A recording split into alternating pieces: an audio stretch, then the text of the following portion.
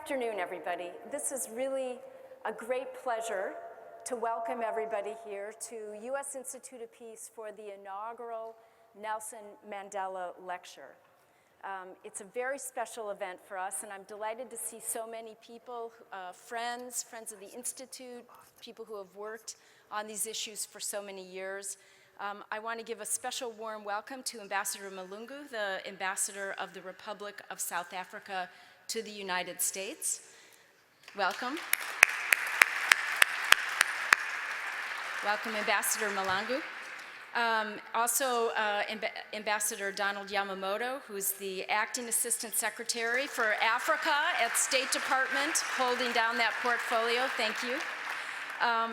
And I want to also upfront acknowledge four really extraordinary people who have spent their careers building peace and are very special to us here at U.S. Institute of Peace.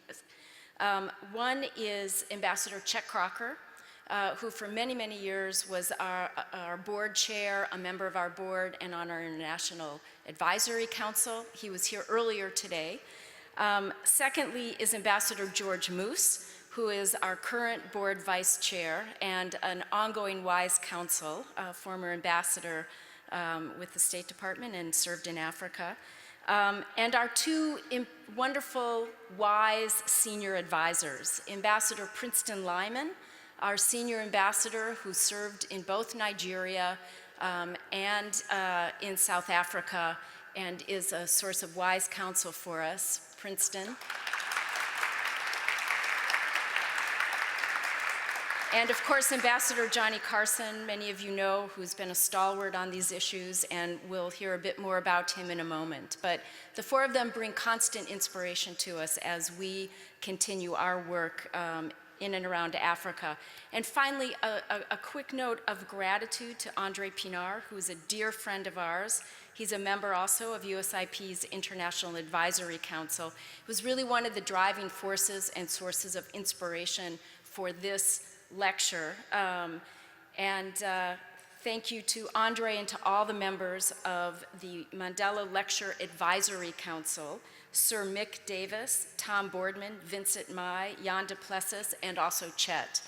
It's through their support and their efforts that we're able to inaugurate this lecture today. So thank you.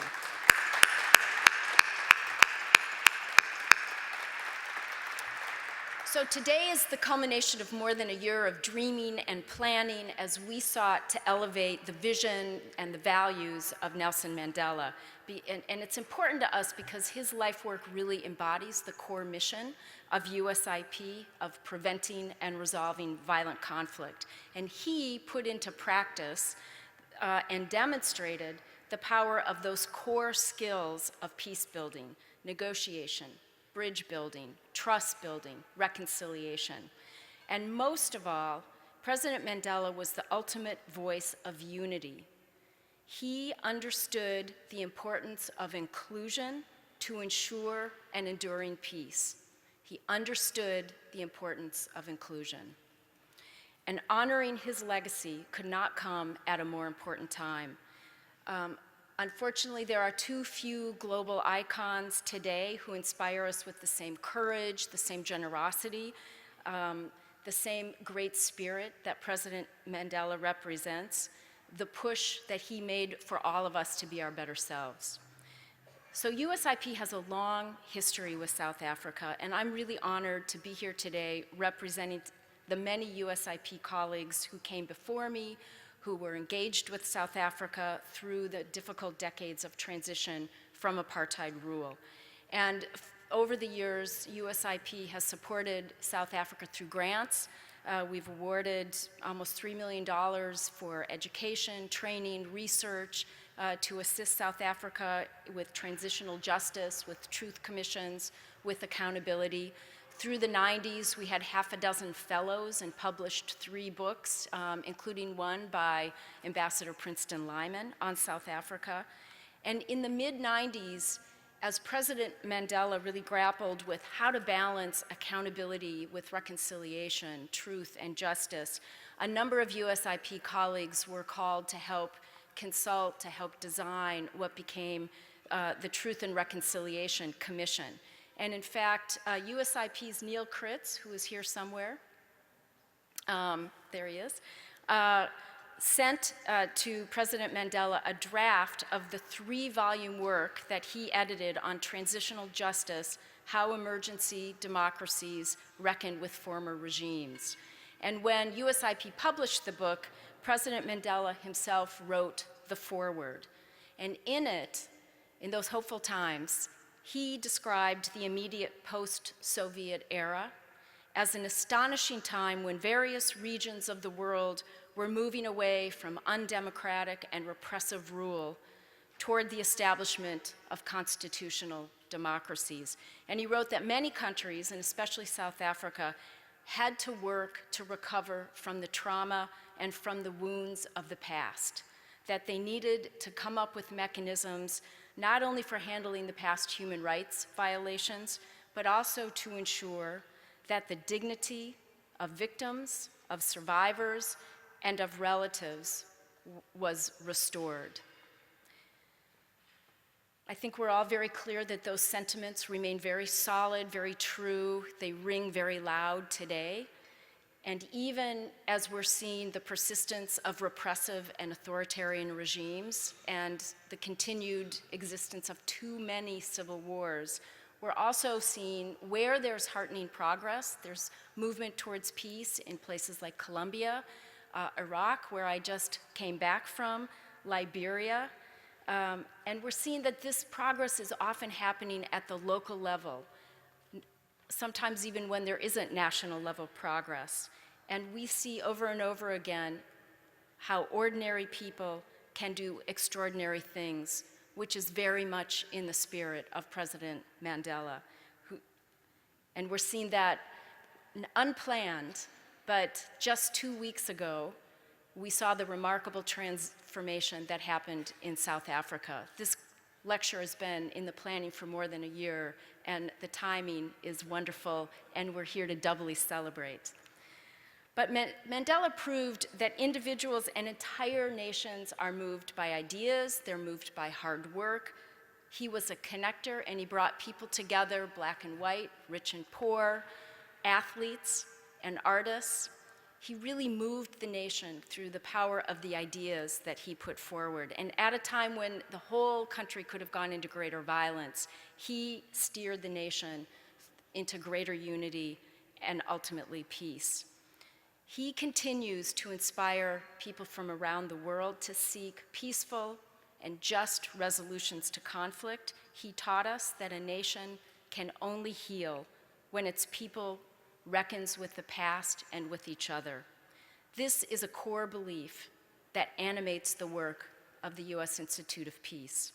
So it's a very important day today to inaugurate the lecture series. We thank all of you for joining us today to honor and to remember President Mandela's legacy in this appropriate House of Peace. We're delighted to have everyone here. And we have a wonderful, very energetic keynote speaker with us today who has herself been a critical player through South African history. But first, we're honored to be joined today by a woman who has been a leader on the Hill. She has used her voice to keep many of these African issues at the forefront and brought her passion and compassion to this important work. So we're honored to be joined here today by Congresswoman Karen Bass. She serves as the ranking member of the House Foreign Affairs Subcommittee on Africa, Global Health, Human Rights, and International Organizations. And she has been a real leader in strengthening the relationship between the United States and Africa, and throughout her career really been a voice for the kind of peaceful resolution of conflict that is core to us here. So I'm going to prevail upon her and ask if she would come up and say a few words. We're very lucky that her schedule allowed her to join us. So, Congresswoman Bass. Thank you. Thank you. Good afternoon, everyone, and thank you, Nancy, for the invitation to be here at USIP for this occasion. And I really just want to honor and acknowledge and congratulate the work that is done here. I would also like to acknowledge the South African ambassador and members of the African Diplomatic Corps. I also want to acknowledge Acting Assistant Secretary Don Yamamoto. It is such a pleasure to be here at the inaugural Mandela Lecture Series. My introduction to working on African issues was via the anti-apartheid movement in Los Angeles. As a young activist in LA, I was very much involved in the anti-apartheid movement. We identified with the struggle in Southern Africa as we fought against racism and to expand opportunities for people of color in the United States. As we fought for Mandela's freedom, we were inspired by his fortitude. When he was freed, we were amazed as we watched him lead with grace, and we were humbled and astonished when he led the formation of the Truth and Reconciliation Commission, a nonviolent process to resolve horrific crimes against humanity. Can you imagine how such a process could be useful today in some countries on the continent of Africa? As a member of Congress in 2013, I authored a bipartisan resolution that unanimously passed the House to honor the life of President Nelson Mandela. The resolution recognized President Mandela's defiance of injustice and commitment to peace and reconciliation, remembered his many years spent in imprisonment, and honored his presidency. Mandela was an extraordinary human being. In his autobiography, Long Walk to Freedom, he noted, "As I walk out the door toward the gate that would lead to my freedom, I knew if I didn't leave my bitterness and hatred behind, I'd still be in prison." His ability to forgive and move past those 27 years allowed him to unite a country that was deeply divided. This remains an important lesson for African heads of state, leaders around the world, and our own country. No leader benefits from dividing its citizens. What we have to remember, and other presidents should take note of, is that Mandela could have stayed on as president because he was loved by South Africans and the world, but instead he served his country proudly for one term and then stepped aside. Term limits have become such a problem across the continent as leaders attempt to hang on to power, but they need to realize that there is a role for them after their presidency. After the end of his presidency, Mandela became a leader across the continent. Africa today needs such a leader to address the current political crisis and conflicts. For example, the DRC is experiencing humanitarian crisis and increasing insecurity, while the Kabila regime is focused on hanging on to power by delaying elections. Protesters are being shot down in the streets and imprisoned.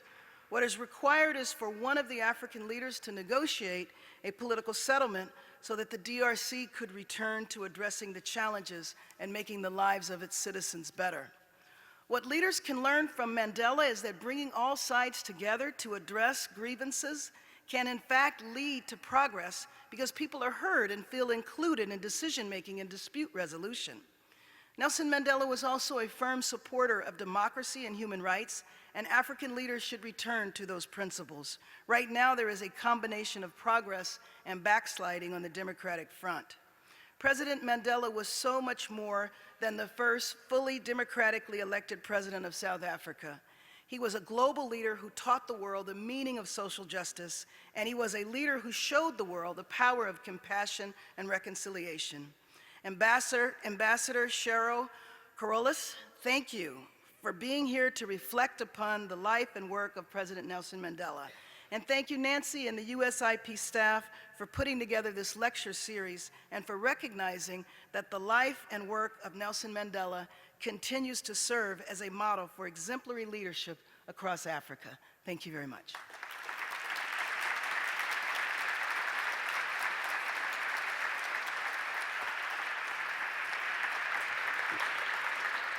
And now, to introduce our speaker, it's my great pleasure to introduce somebody that I wager most of you know very well, Ambassador Johnny Carson, who had a long and distinguished career in the government, including serving as Assistant Secretary of State for African Affairs, Ambassador to Zimbabwe, Uganda, and Kenya, and is now here with us as a Senior Advisor at USIP.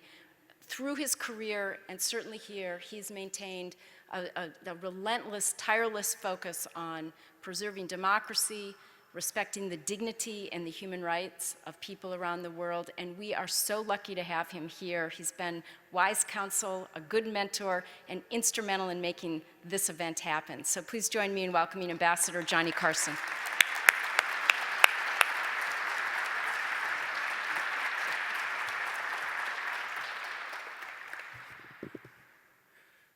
Thank you, Nancy, and thank you, Congresswoman Bass, and thank you all for being here this afternoon. I am extremely pleased to have this opportunity to introduce our guest speaker today, Ambassador Cheryl Carolus. For 30 years, she walked and worked alongside Nelson Mandela. To be able to hear her today on her history and her journey with Madiba is a great honor for USIP and a very appropriate way to inaugurate the Nelson Mandela Lecture series. We are also very pleased to be hosting this event on the centenary of Nelson Mandela's birth. 100 years ago, in June of 1918, he was born. As we all know, South Africa is going through a period of transition, and as a young nation is facing a number of social, economic, and political challenges.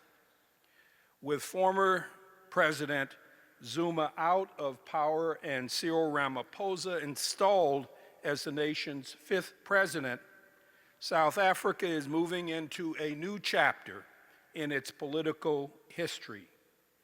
And many of us here today are interested in knowing what is next for South Africa and how will Nelson Mandela's legacy influence the country's new president and the future direction of the country that he leads. Fortunately for all of us, we have someone here today who might have some answers to the questions that are most on our mind. Ambassador Cheryl Carolus began her political activism at age 13, and before she was 21, she had already been detained and tortured by the Bureau of State Security. She was a freedom fighter with Nelson Mandela, almost from the beginning. A leader in the women's movement, a co-founder of the United Democratic Front, which was in effect representing the ANC, which was in exile. She was later a deputy general of the African National Congress, and I might add a partner and close collaborator with the current president of the country, Cyril Ramaphosa.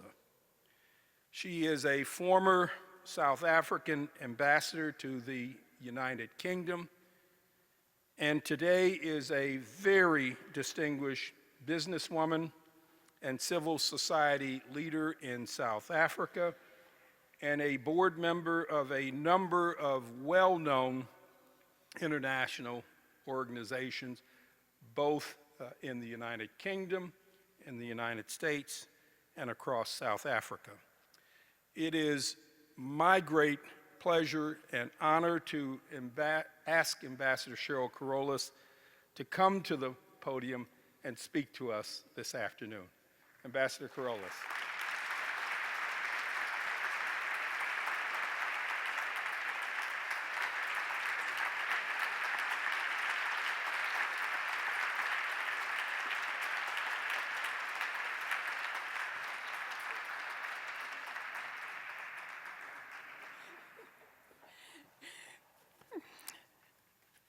Thank you very much, Ambassador Carson. Ladies and gentlemen, I should start off by acknowledging all the honorable guests who are here, but it's too long a list to go through. So I'll do what we do in South Africa, and we just say, Your Excellencies, ladies and gentlemen, honored guests, all protocols observed. We've learned the art of shorthand in South Africa, and I'm sure my ambassador will forgive me for that. But it's wonderful to be back again with friends, many of whom have walked the long walk to freedom with us. As Congresswoman Bass said, you know, many of you, we were all young ones. We are people with a past. And many of us have matured in life, walking this long journey. And I think one of the things which has come to mind during this period in South Africa, when I'm very proud to say it's an exciting period, it's a period for reflection, but a period perhaps reminding us that building democracy and constitutionalism is not an event. And that, I'm sure, goes for your democracy, your mature democracy as well. One has to just keep on paying attention all the time. And it's wonderful to be walking with trusted friends, from individuals like Congresswoman Bass, and indeed institutions like USIP. And it's just great to be back amongst friends. And so, honored guests, we come together today to honor one of the greatest leaders of our lifetime, Nelson Mandela. We gather to honor him not only for his resilience, nor only for his courage. We are not here only because of his wisdom and his principled leadership. We are here especially because of the overwhelming humanity that was the very essence of his being. Nelson Mandela valued his own humanity. And throughout his life, he remained resolute that no one would deprive him of his humanity, his sense of self, or of his dignity. He was a man who refused to allow his soul to be taken or destroyed. He was a man who acted in response to the hurt that apartheid and colonialism inflicted on him. But he understood that his own humanity and his own dignity existed only in the context of humanity and dignity of all of his people, and indeed of humankind. So we stand here today in this Nelson Mandela centenary year to honor and to celebrate, to learn and to teach the values of this mensch that was given to the world 100 years ago. I was blessed with the opportunity to serve with him and to work with him in different ways. I guess from about 1998 directly, when I was one of the leaders of the liberation movement. He asked to consult with him when the apartheid regime started negotiating a possible transition in South Africa with him. By then, the National Party, the ruling party, and apartheid had tried over quite a few years, in many ways, to get him to accept conditional release of himself as a means to ease the rising tide of resistance mounted by the people of South Africa. Our country at that stage was gripped in a civil war. Our defense force, our national army, was deployed and present in large numbers in every single township, every single city, and in the deep rural areas. Tens of thousands of activists were in detention without trial. Thousands were killed.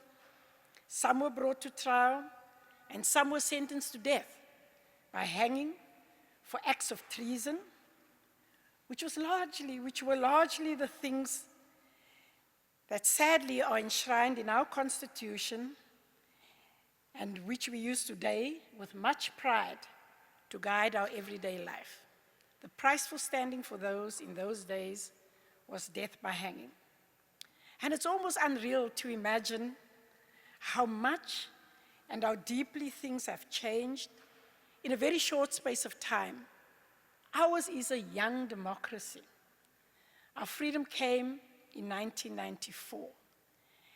And it's something we have to remind ourselves of, just how short a time we've had, but also to remember how much we could achieve when we were focused and united, a nation in concert with ourselves and in concert with democratic and freedom-loving people throughout the world. It is necessary to remember how much we've gained, not to be boastful, but in fact because we need to take comfort in that when we look at the long journey ahead and the fact that we know some tougher challenges than what we had.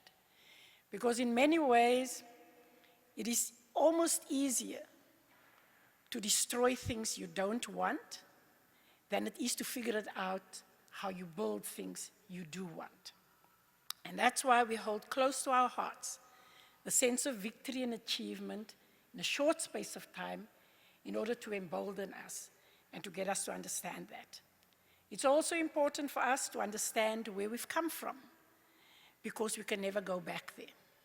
And that's also why it's important that we just note where we've come from and at what cost we got to where we got it. And how did we do this? The answer is quite simple. We did it because we had good leaders. And yes, we did do it because we had this magical weapon called Nelson Mandela. And no, it wasn't only because we had Nelson Mandela. Madiba was in fact the first to always acknowledge that he would never have been freed himself if the resistance movement had not become so strong that the apartheid government knew that they had no choice but to release him and to negotiate a different future. When ordinary men and women, particularly young women, were again prepared to live out those famous words of Nelson Mandela when he stood in the dock for treason, expecting the death penalty. And in the face of that expectation of the death penalty, he said, and I quote, "These are the ideals for which I hope to live for. But if needs be, these are the ideals for which I am prepared to die." And it was in the 80s when young people in particular, but South Africans across the board, rose up and said pretty much the same words, that the apartheid regime knew they had lost all power they had and which they had retained through the might of the military, judicial, and extrajudicial means. But wars are nasty things. They take lives and they break lives.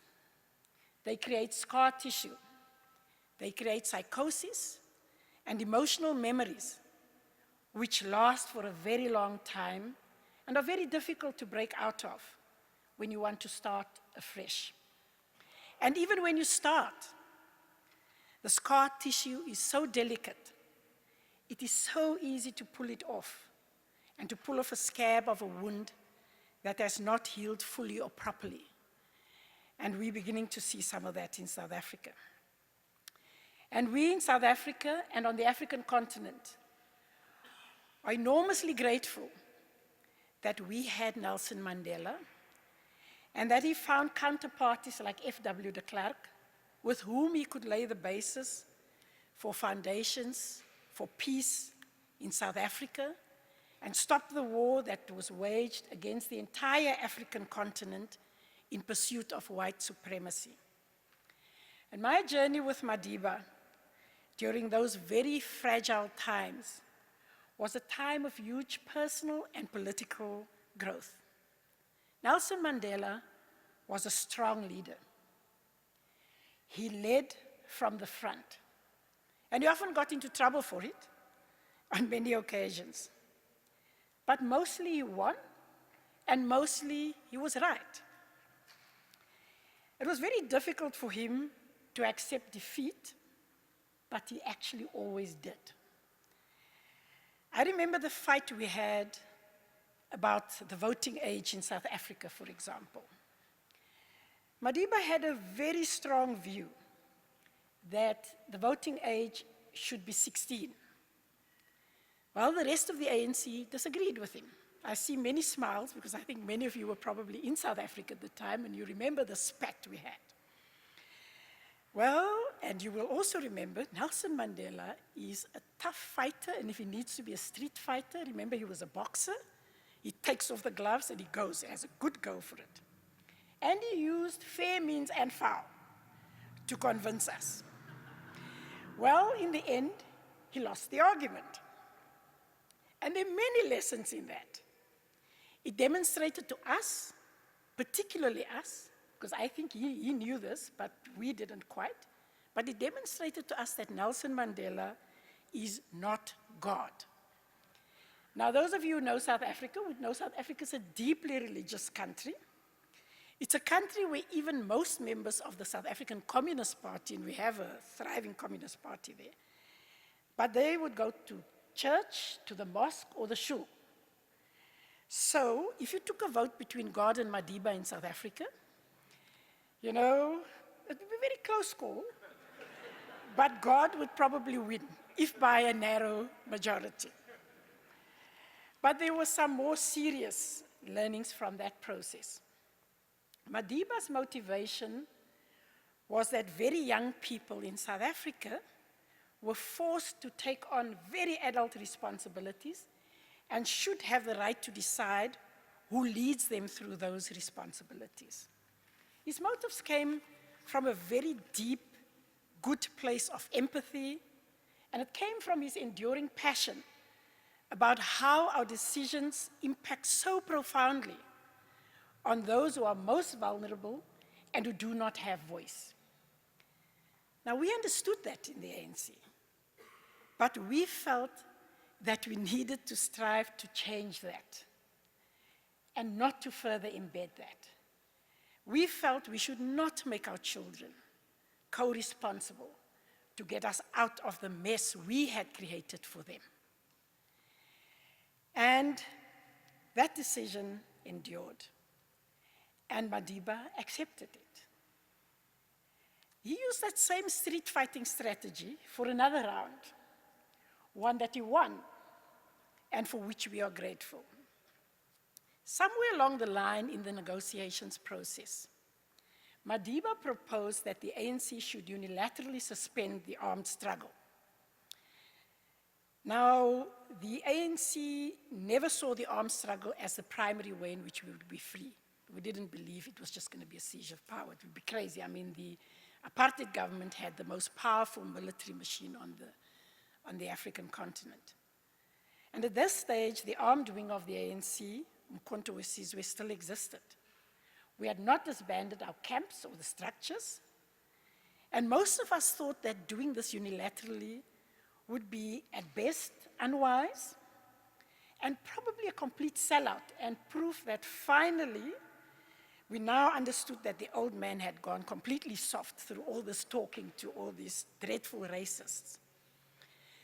Well, he went into street fighting mode and he called us in one by one and talked to us.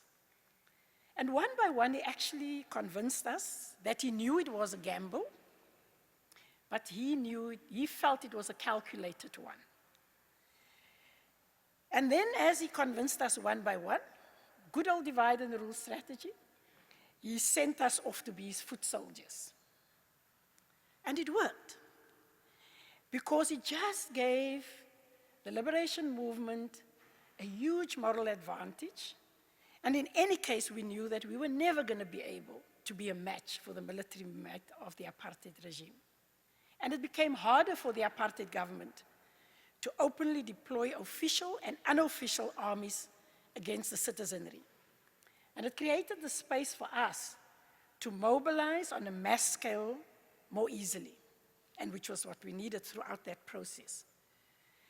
But most importantly, it made us remember that fighting was not our goal. We were fighting, including using armed struggle as one of the means to create conditions to build peace. Peace was actually our goal. We wanted peace so that we could build prosperity for our people. And it would stand us in good stead if we could start to turn the economy around in parallel with the negotiations. And it has. As our economy grew and our black middle class grew, more and more citizens felt they had a vested interest in peace. But in our journey, we also learned that you cannot have peace if there is no justice. And you will not get there. You will not get to peace if there was no integrity, because you can't build your foundations on sand. And so we set off on a somewhat convoluted process. And this convoluted journey was about building a sustainable peace that would enable us to build a different future. And the journey was the writing of a new constitution, a constitution that would go beyond redress, a constitution that would rise above the pain of our past, above the hurt and the division, and that would take us to a shared future. Because, as I said earlier, it's so easy to know what you want to destroy. But it's a lot harder to imagine a goal that takes you beyond your pain and beyond your anger, and to shape the hope. So we started off having talks about talks, where I was one of only 2 women in the talks. And both of us were from the ANC. And in fact, I was enormously proud to be in Nelson Mandela's delegation, because our delegation, the short supply of women in the delegation, not supply, the short presence of women, notwithstanding. But in our delegation, there were black people and there were white people. There were men and there were women. There were people from different religious backgrounds and some atheists. So there were Muslims, Christians, Jews, hardcore atheists. And on the other side of the table, and there was literally 2 sides to a table, we sat across a table like that. In F.W. de Klerk's delegation, there was just aging white Calvinist men. Then we had the negotiations process of coming out of this talks about talks. And that negotiations process created an interim constitution, which then enabled the first ever democratic elections to happen. And in the negotiations process which brought about this election, there were 14 parties participating, and everyone had an equal vote. Because you couldn't really say we had so much support and you had so much. So everybody just had an equal vote and an equal say around the table. And we then had our first elections, and the first election gave us our first parliament, which doubled up as a constitutional assembly, and that constitutional assembly wrote the final constitution, which now creates the umbrella for life in the Republic of South Africa. And I say the umbrella because one of the complications we're still grappling with is that now we had legal and judicial continuity. So every single one of those horrible apartheid laws remain on the statute books until Parliament goes through a process of revoking them. Now there's a lot of those laws. There are hundreds of thousands, from the size of the caps of screw-top plastic bottle tops. There's a law for that, to things relating to same-sex relationships, to things relating to the rights of women under traditional laws, and every one of those laws had to be revoked. And the only way in which you could challenge this was either through Parliament going through the whole process of public participation and removing it, or by invoking the Constitution and declaring them unconstitutional. And that's why the Constitution is the umbrella of life and how we live it. And during the negotiations process, there were many trying times where the caliber of the two leaders, Mandela and de Klerk, were severely tested. There were times when they had to stand together against actions by forces which may have been part of either of their wider constituents at some time, as they did. And then there were times when they had bruising public disagreements. And when they did those, both, they had to find the wisdom and the humility to get back to the table and to forge ahead. And every single time when that happened, they actually did find the wisdom and the humility to get back to the process. And some of you may recall that very public dressing down Madiba gave to de Klerk when he felt there was no integrity in the way he was behaving. And to both their credit, they got back to the table. And during that time, I got to know Madiba really well, and I feel hugely privileged for it. I got to know and respect his remarkable intellect, his canny ability to assess very tricky situations, think on his feet, and just figure out how you keep things moving ahead. And those tricky situations required the most enormous generosity of spirit, but also the most incredible ability to be courageous and strong and not forge ahead with the process simply because you were caught up in it. I got to know a man who also felt a huge guilt about the fact that his brave leadership, which saw him incarcerated for the better part of his adult life, took him away from his young wife and their children. It tore him apart that he was mostly not there for those important moments in their lives. And more so, that his choices left them subjected to the most cruel acts of retribution by the apartheid police. And it made him proud that his young family never bowed to the campaign of terror visited upon them by the police in order to break him down. But it pained him to witness the painful personal consequences in his family and in his family life that were triggered by his absence as a father and as a husband.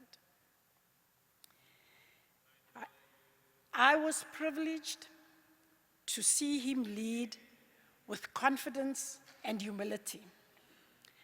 I saw him enjoy the joint soft leadership triumvirate he enjoyed throughout his life with Oliver Tambo and Walter Sisulu. I got little glimpses of how they had worked together as young men, young Turks, in the African National Congress's Youth League and the radicalization that they sought and brought about in the ANC. And I was privileged to see when they were reunited in the newly elected ANC leadership in the last years of their lives. And I understood by watching them why the ANC remained resilient through the very difficult years of exile, prison, and brutal repression for those who were in ANC structures inside South Africa, and how it is still today resilient and able to survive some pretty grueling times of late, and how it managed to land on its feet, tottering a bit precariously, I concede, by electing a new president who was in fact the midwife of our constitution. Our new president of the ANC and the Republic of South Africa, President Cyril Ramaphosa, was the person closest to Madiba during the negotiations, and it shows. He's smart, he's tough, and he's decent. He knows how to play a long game. That's partly how he got to where he is today, even in the ANC. He has learned very well at the feet of Nelson Mandela. And I'm confident that, like Madiba, Cyril Ramaphosa's quest will not be to seek retribution.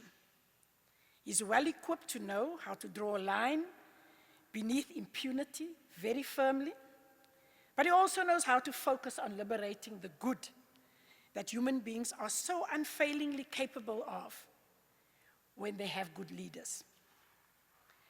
And in this centenary year of Nelson Mandela, we find ourselves in a very troubled world. There are several intractable conflicts, most of which we've become so immune to. And often it just passes right over our heads until something dastardly happens in our backyards. We all sit up and notice when a bomb goes off on a public square or on our subways. Yet we've become so numbed to the daily bomb blasts in the marketplaces in Iraq or Nigeria. What all of these have in common is that they're no longer wars waged by one nation against another. They're wars waged internally amongst nations who will have to find one another and walk a common journey again. Sadly, many of these wars were started or given impetus by sometimes ill-considered and sometimes cynical interventions by external forces. Without going into too much detail, the situations in Iraq and Syria are perhaps very good examples of these. Then there are signs of nations engaged in different kinds of internal trauma. And I don't want to oversimplify by putting very complex problems all into one pot. But perhaps we ought to look at some very worrying indicators inside countries that seem to come from very similar feelings of alienation from substantial pockets in our populations. What is it that makes a kid who grew up with us, with people like us, what is it that makes them go out and strap a bomb to their bodies to blow us up? What makes a kid who grew up with us and shared pimple remedies for pimples?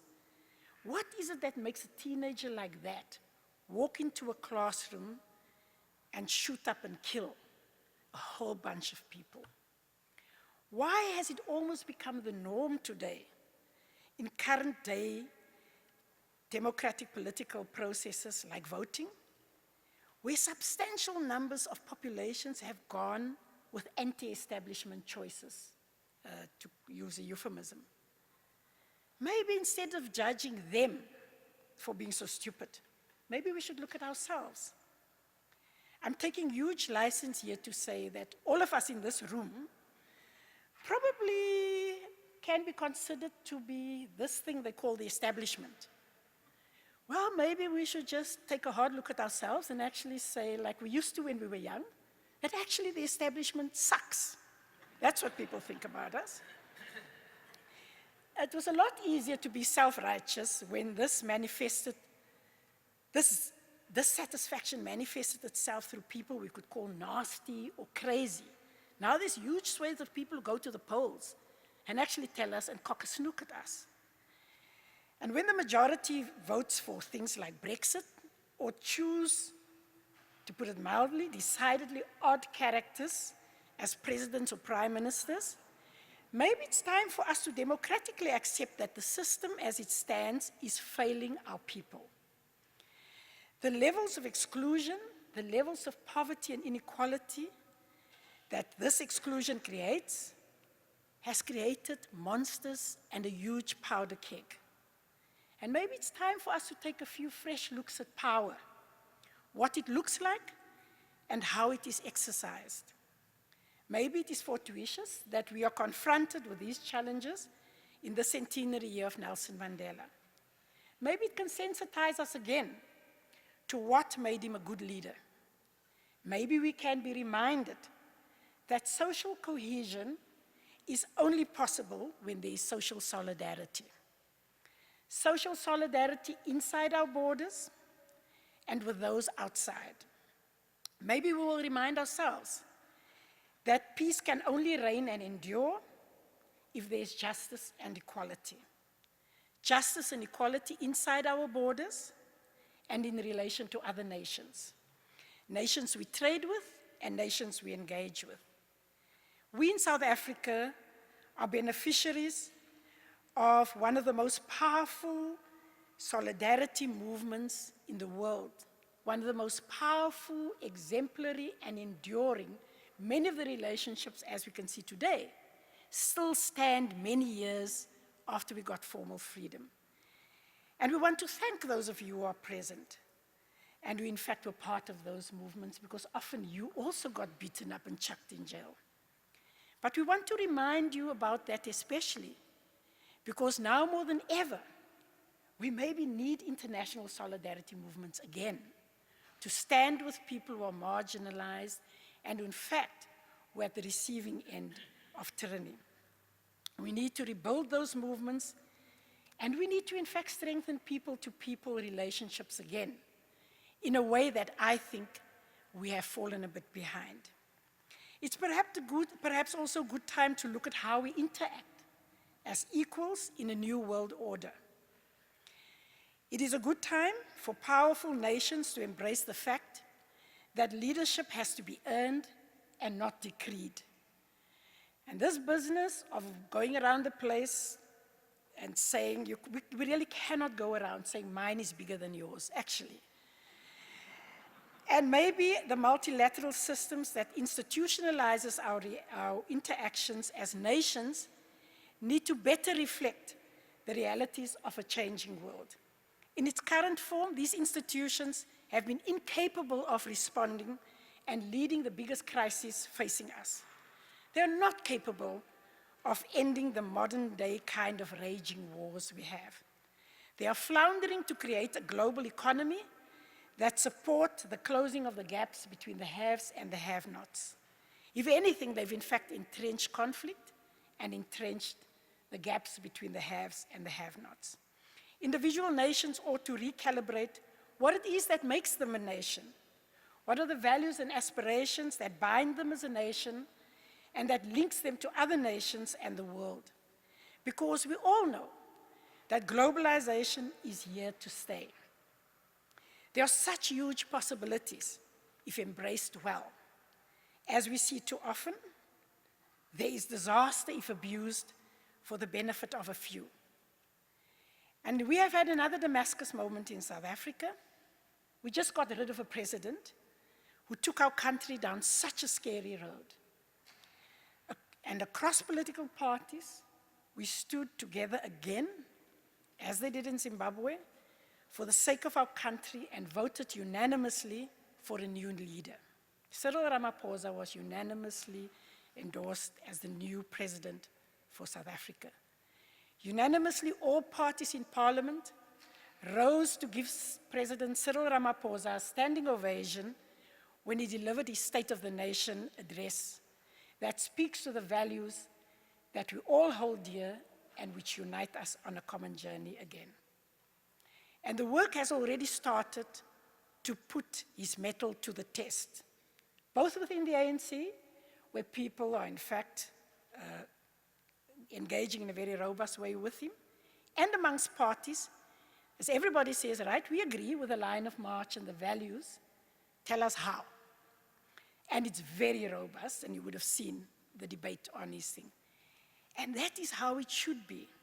In South Africa, and indeed in the world, as we enter this Mandela centenary, it's important that we have and we craft a common script again, but we have to be able to have robust debates about how we achieve these very ambitious goals.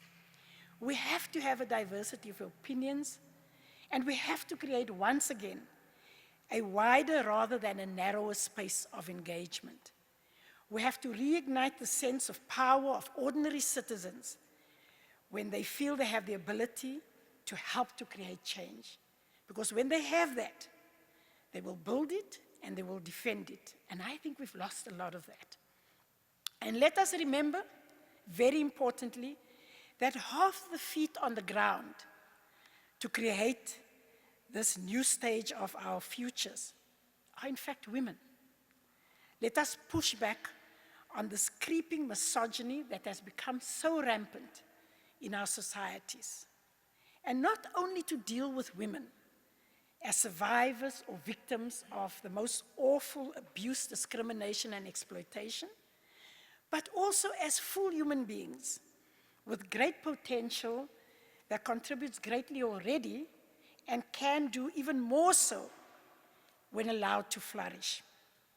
Let us rededicate ourselves to liberate both women and men, to respect and to celebrate diversity in order to use 100% of our potential to build a new society. Let us also see our growing populations of youth as our future. Let's see them not as a responsibility. Let us not look upon growing numbers of youth as a burden, but let us look at them as assets for our future. And let us invest in them accordingly. Let us give them hope as we were given hope in the most difficult times when we were young. We were given the hope and the temerity to dream of a better world, and that gave us the courage to go right out there and to build it. The world today is actually a very different world to the one of our parents, and it can be a much better world. But only if we, the creators of today, take responsibility to deal with the Frankenstein elements that manifest in this world that we have created. Only then can we fully reap the benefits of globalization and technology. Only when we assert and institutionalize the interrelated benefits of the mobility of capital, goods, skills, and people will we reap the true benefits.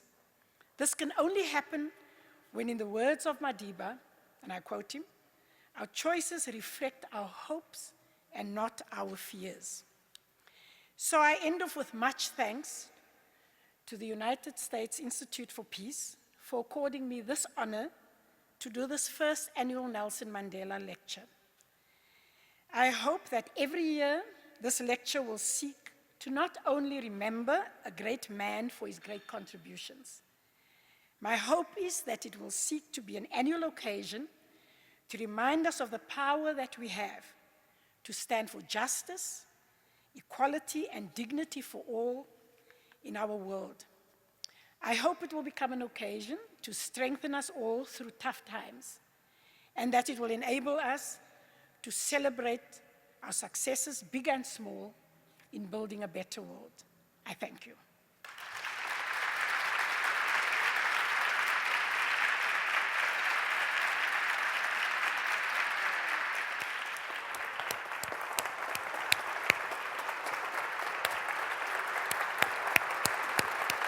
Thank you.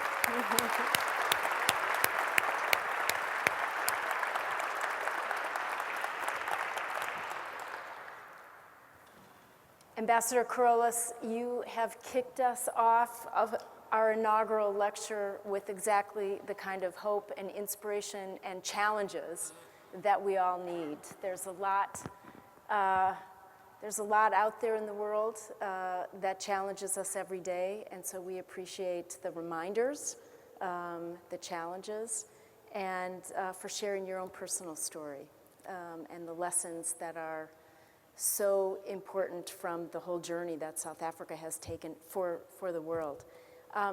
We have time for a couple of questions, and we'll be turning to the audience. I want to start off with one. You talked a lot about youth, both the activity of your youth, you personally and others, the global youth. I note that, like so many countries that are dealing with the importance of getting back on that pathway to hope and peace, 2/3 of South Africa's population is under the age of 35. And these are people who have grown up under the 9, or as you said, maybe even 15 years of the last 15 years, which have been problematic for South Africa. What does President Ramaphosa need to do to ignite and activate that population of youth the way that President Mandela did with such power and such positive effect? Thank you, Nancy. I wouldn't want to speak for President Ramaphosa. I think myself and His Excellency, our ambassador here, we have a few plans to bring him to Washington sooner rather than later, in which case I will invite you. Delighted to welcome him. But I think we obviously have to draw a line under our past, and I think that President Ramaphosa has already started to do that, to just say that there isn't going to be any corruption. We've got the investigation on state capture. That's a parliamentary process, and President Ramaphosa must step back from that. So that process will run its course. Our institutions are robust, and I have no doubt it will come out with a process that will be good. The second thing is President Ramaphosa has to rebuild the functionality of many parts of our state that had either been captured or in fact just froze. But I think that you can't do that unthoughtfully, because whilst it's been a difficult 15 years, there's also been some good things that has happened in the last 15 years. One of the important things that I think does come out in the last 15 years under President Jacob Zuma was just the whole rollout of the antiretroviral campaign for people living with HIV and AIDS. That's been, for me personally, because it's an area I'm very active in, has been a huge thing. But so there would have to be a lot of thoughtfulness about the rebuilding and the capability of state institutions. One of the first ones was what has happened yesterday, and that's getting a new cabinet together. And everybody and their dog has at least 3 opinions on what the cabinet is. The proof of the pudding is going to be in the eating. All I can say is that a big part of dealing with issues like youth unemployment is about getting our economy back on track, because one of the problems which has happened in this last 15 years is that there's been a global world situation where economies were really hard pushed. But a country like South Africa that has so much going for it, we missed huge opportunities. And so rebuilding the capabilities in the economy, and I think President Ramaphosa has already, those were the economic ministries. He's actually put credible people that I think the whole world looks up to and respects. And so I think that that's, for me, a big part of dealing with youth unemployment. And then, of course, we have to get around to our education system. I think that, but that, I think, will be a longer haul process. And I must say again, what President Ramaphosa has been very good at doing is just reigniting the confidence of the private sector so that you have good public-private partnerships, because the beneficiaries of education is not just the public sector, it's not just the government. In fact, one of our problems with our education system is it just doesn't churn out the kind of people who can run a sophisticated economy such as ours optimally. And we need to fix the education system, and the private sector as beneficiaries are once again inspired to become partners. So I'm feeling much more optimistic about it. We take that optimism. Happy to have it. I want to open up for questions. We have a couple of mics going around.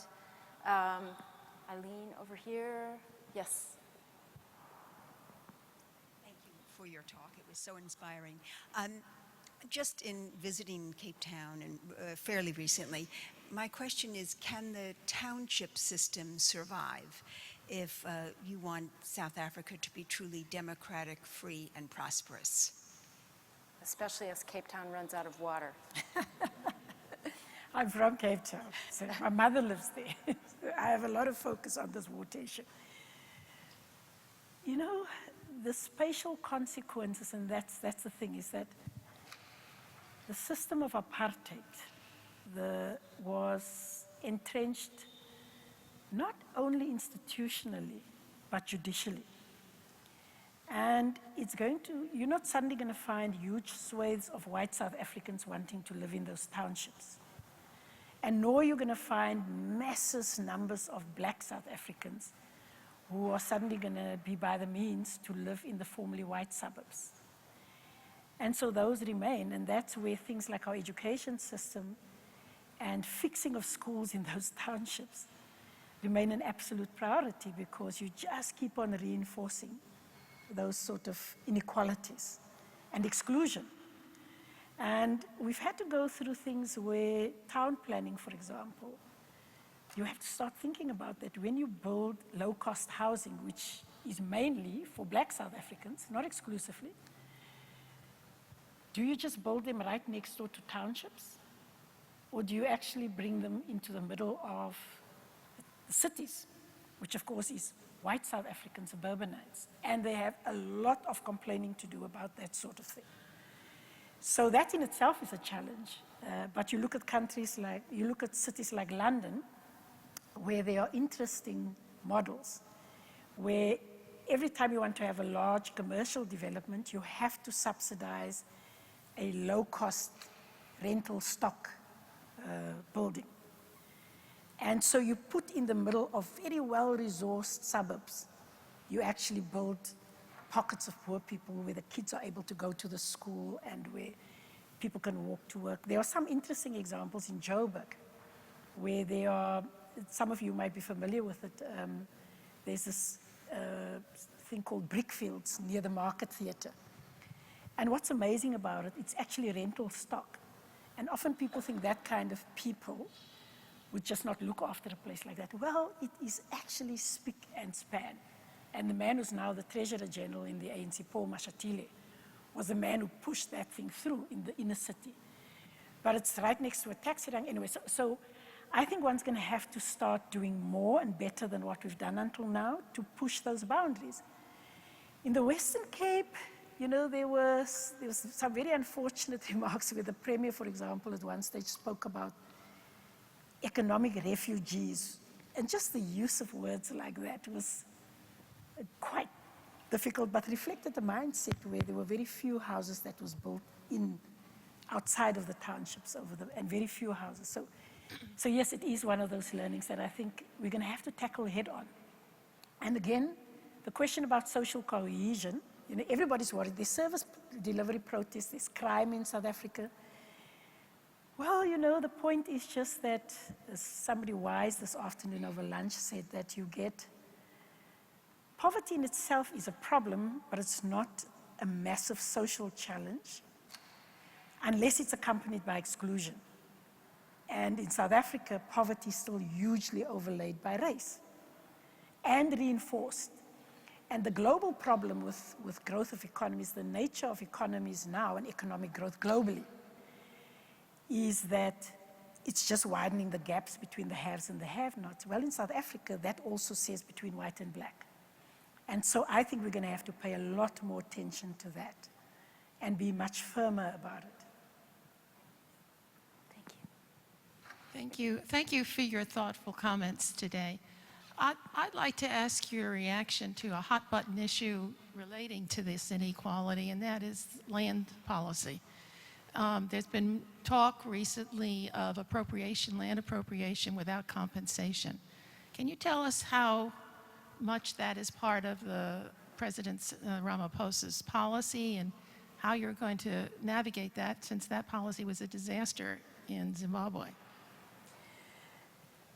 I must be very honest with you, and I hope that my ambassador will bear with me and accept that I don't speak for government.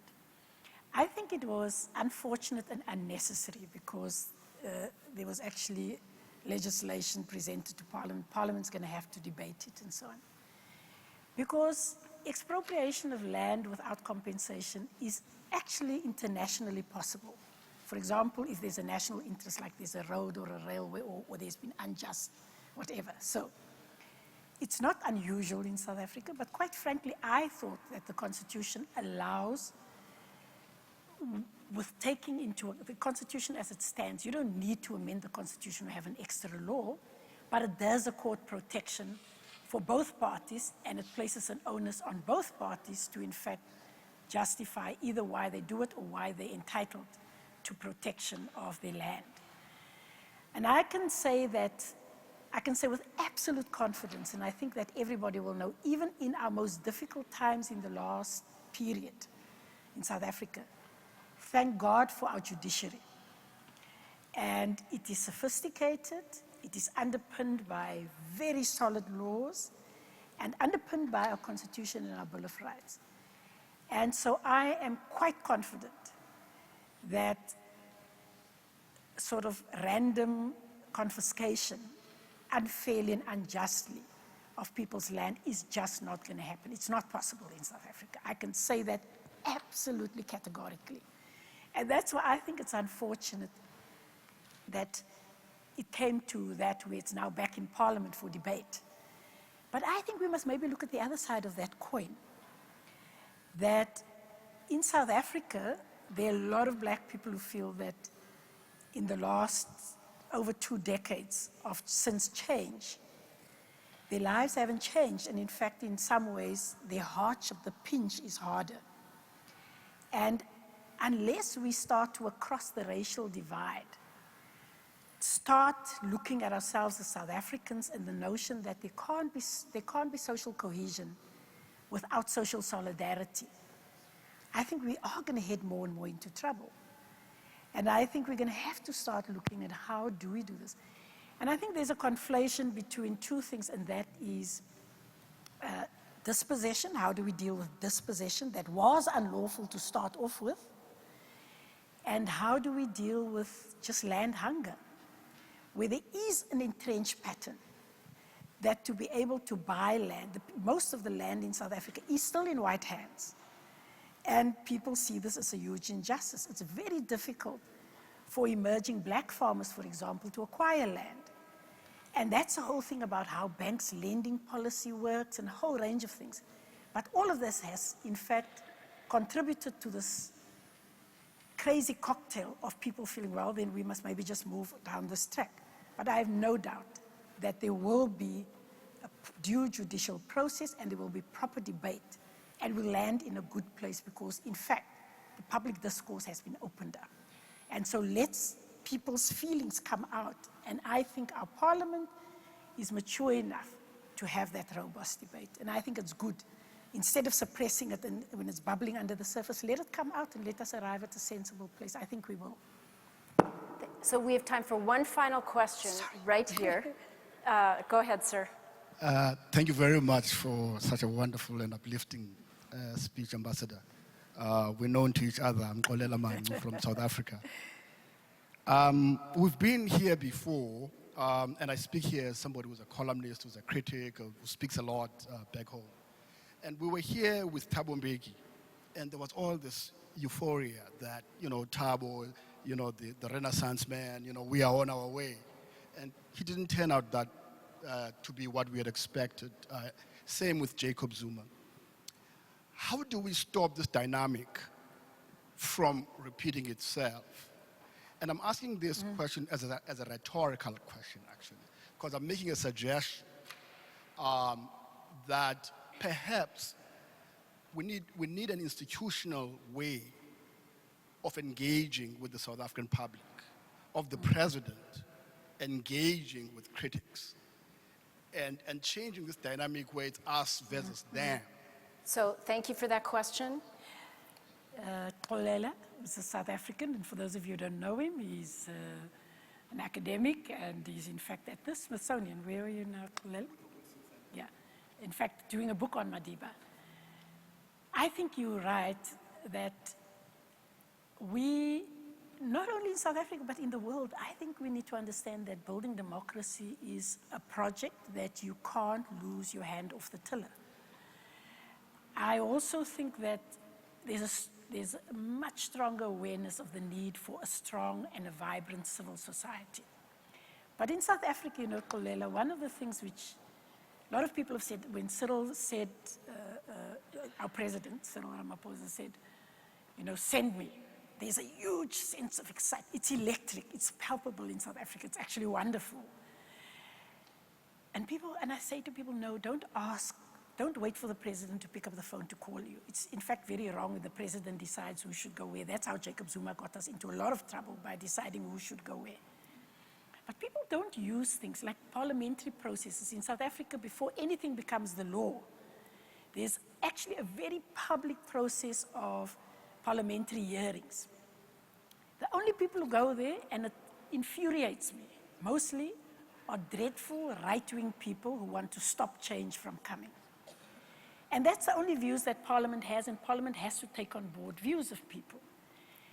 I have been party on 2 occasions that I'm very proud of, where we used the parliamentary process, and I think in our own way we managed to stop those 2 things right in their tracks. The one was the media bill, and the other one was the traditional courts bill.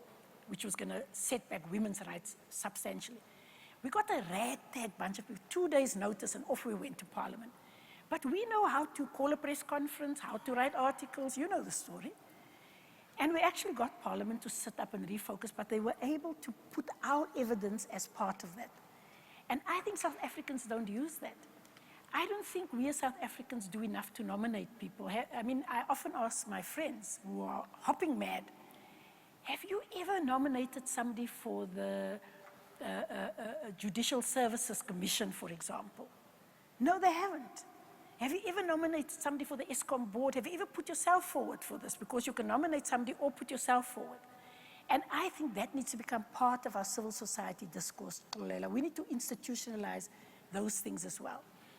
And so I think it's been very sobering for many of us how we landed where we did. Because it's that thing where also we, as ANC people, and this goes for any one of us with our political loyalties anywhere in the world, you often don't want to take this spat in the family outside. And it's wrong, especially when you are in power. Because the importance about a party in power is you do decide for society what's going to happen or not happen, and that's why you need to do that. And so I think this nonsense of debating things only internally is just wrong, especially when there are bad things which are happening, because then you develop the toad in the pot syndrome, where you have a candle flame under the pot, and your tolerance level for wrong just changes incrementally. You get used to it. Well, if you're that frog in the pot, by the time you realize you're going to get cooked in here, it's too late to jump out because the fire has grown so big under you, you're going to jump right into the fire when you try to jump out. So. Thank you. Thank you, Ambassador Carolus.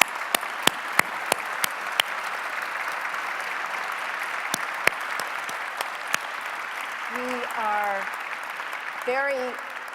are very lucky to have you here with us for this inaugural lecture. Thank you for the frankness, for the vigor, for the energy that you brought to today's conversation.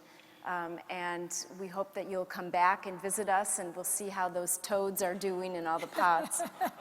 But we cannot thank you enough. It was moving, it was inspiring. And to close us out, I want to invite my good friend, one of the driving forces behind this lecture, somebody who's a valued member of our International Advisory Council, Andre Pinar, who's the founder of C5, a limited company that works on technology and big cloud data and cybersecurity, and has been a wonderful partner with us on Peace Tech Lab and the accelerator that we host. Andre, thank you for vision and all the things that you've done for us to make today a reality. Thank you, Nancy. And on behalf of the Nelson Mandela Lecture Advisory Committee, I just want to record our thanks to Nancy and to Steve Hadley, the chairperson of the USIP, for supporting this lecture and making this lecture possible. As Ambassador Carolus said, this is the inaugural lecture, and we hope to have this lecture on an annual basis. The USIP is a unique institution. It has very, very deep Africa expertise, and we have many of the expertise and the wise men and women who are some of the most experienced on Africa policy today here with us present. So it's a great privilege to have the USIP host this lecture. In the back of your program, you will see a wonderful quote from Mandela which says, it always seems impossible until it's done. And in putting this lecture together, there were moments when it seemed impossible. But fortunately, this is a place in a building where people don't get daunted by the impossible. And so we were delighted that the lecture was able to come to pass. And I also want to record our thanks to everyone on the USIP team and Sherry Carter's team who worked very hard to get it done, and to my own team for all their support. Thank you. Andre, we're gonna...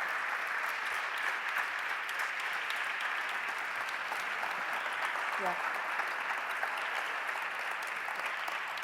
And so, please join us in a final thank you, and we'd like to present Ambassador Curl is a small token of our appreciation and to commemorate the first of many lectures to celebrate President Nelson Mandela. Thank you once again. Thank you very much. Thank you, everyone, for joining us today. We'll look for you next year. Thank you very much. I'm going to make one Yes, last comment. yes.